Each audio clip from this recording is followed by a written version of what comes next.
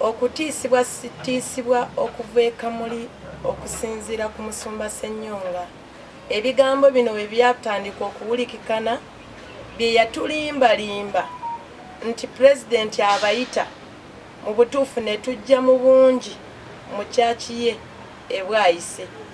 Ate nga nze kennyini ndi wa Christian Life Church naliyo, mu butuufu n'atugamba nti essente weeziri, mugende muwandiike byonna bye mwetaaga okubayamba.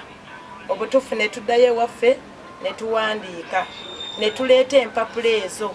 Bwe taazireeta n'atugamba nti muddeyo, bijja kukolebwako oba nja kutuma abantu ate okubatuma mu butuufu chairman mwennyini yatugamba nti mulonde chairman wammwe nga ye Julius Kulaba ge twalonda.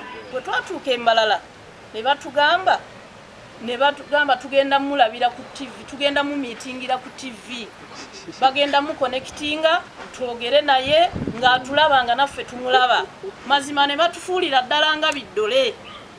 Kyokka olwo twamaze ddo sayininga amanya bagenda gaweerezeewo omukulu. Kati bwe baamala ne bawayalinga bi-TV byabwe ne bamala ne bateekako TV ne batugamba kale pulezidenti mulindemu agenze kutandika kwogera, mwetereeze. Ne twetereeza. Bwe twamala okwetereeza TV ne tutandika ne tugisimba amaaso. Ekyasinga okunnuma ne bagamba laba wuuyo abalaba muwuubire kajjambo, muwuubire kajjambo. Era ne Ssenyonga ye mukatambi mukunkubira ngamba teri agenda kumuvunaana, teri agenda kumugulako omusango.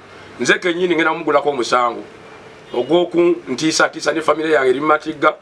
Mukyala wange pressure zaamukuba, abantu bange bonna bali mu kweraliikirira. Ogwo musango. Sirina security, saa yonna ekimbaako kyonna nga ntambula.